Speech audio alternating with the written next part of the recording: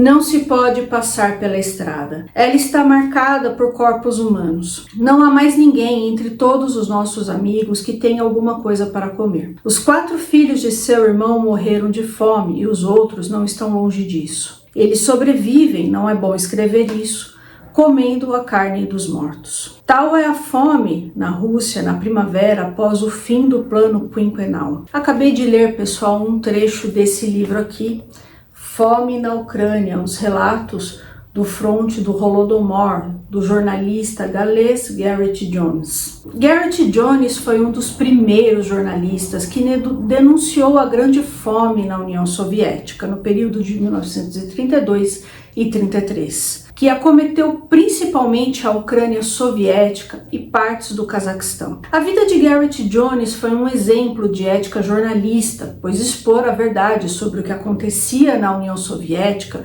lhe custou a sua reputação e possivelmente a sua vida.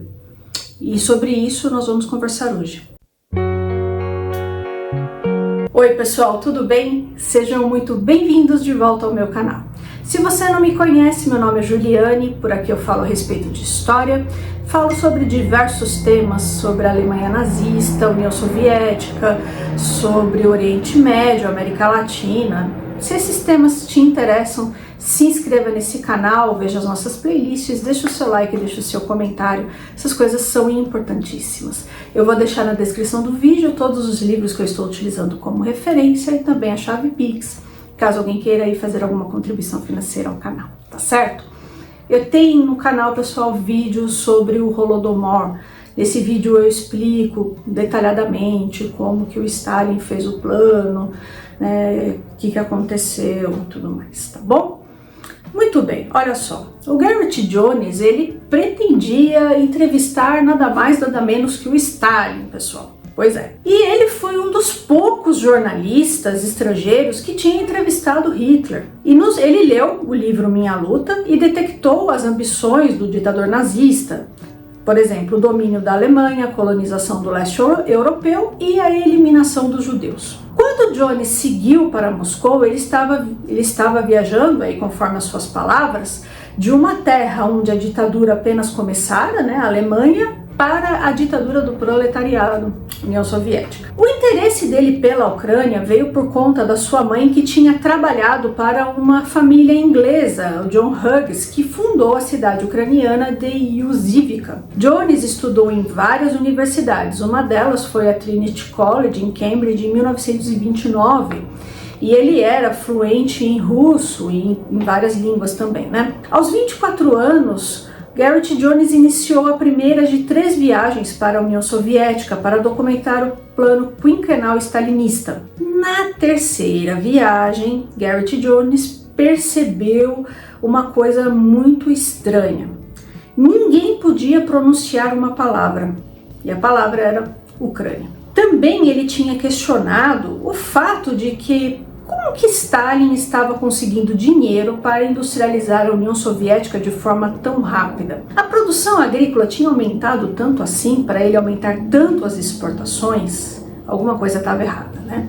Nisso, ele decidiu arriscar sua vida pegando um trem indo de Moscou para Kharkiv, na Ucrânia. E aí ele foi abordado por um cara que possivelmente era do NKVD e tal, e aí ele meio que enrolou essa pessoa falando que tinha entrevistado a mulher do Lenin, a Krupskaya, e ele entrevistou mesmo, e tal. Então nisso ele conseguiu distrair esse agente, né, e desceu do trem e seguiu a pé no meio da neve. E ele acabou visitando 20 aldeias ucranianas. O filme A Sombra de Stalin mostra bem essa cena. Muito bem, pessoal. O que ele viu? O que Gareth Jones viu na Ucrânia? Ele viu o Holodomor.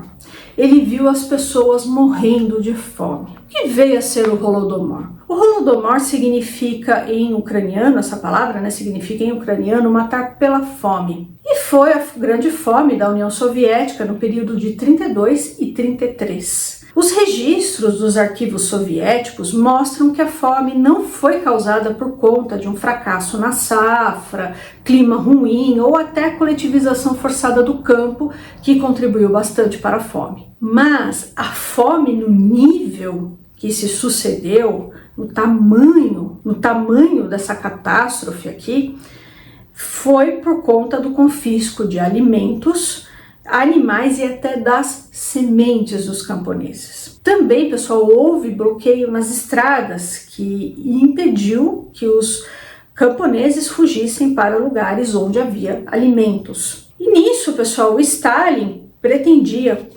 com o confisco dos grãos, vendê-los e financiar a industrialização, como ele estava fazendo, certo? E também Stalin mirou na classe dos kulaks, que eram os camponeses enriquecidos. Quem eram esses kulaks? Poderiam ser quaisquer pessoas, tá, pessoal?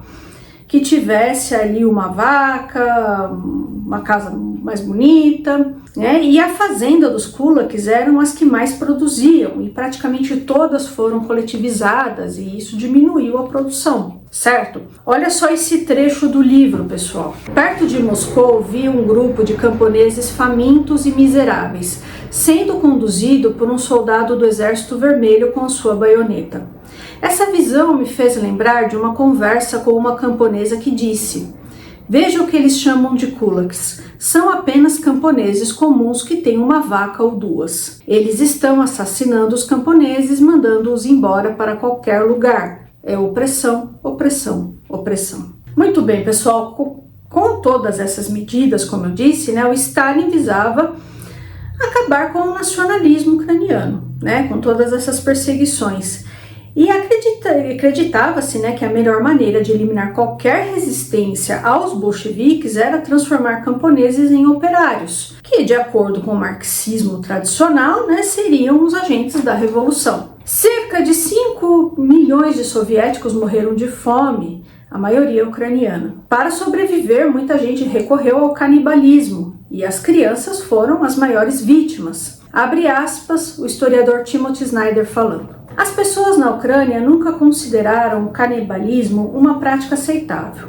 Mesmo no auge da fome, os aldeões ficavam indignados de encontrar casos de canibalismo entre eles, tanto que os acusados eram espancados sumariamente e até queimados vivos. Os comunistas soviéticos com quem Garrett Jones conversou se orgulhavam de terem mandado para os gulags os kulaks e aqueles que não tinham aceitado a coletivização forçada das terras. Olha só esse trecho do livro, pessoal. Os comunistas com quem falei não negaram que tinham enviado implacavelmente para o exílio os agricultores que trabalhavam com mais afinco.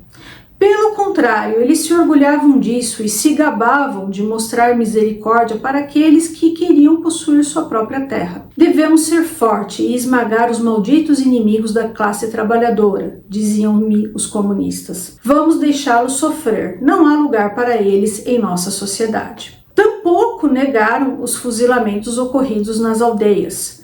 Se algum homem, mulher ou criança sair para o campo à noite no verão e colher uma única espiga de trigo, então a punição de acordo com a lei é a morte por fuzilamento. Os comunistas me explicaram.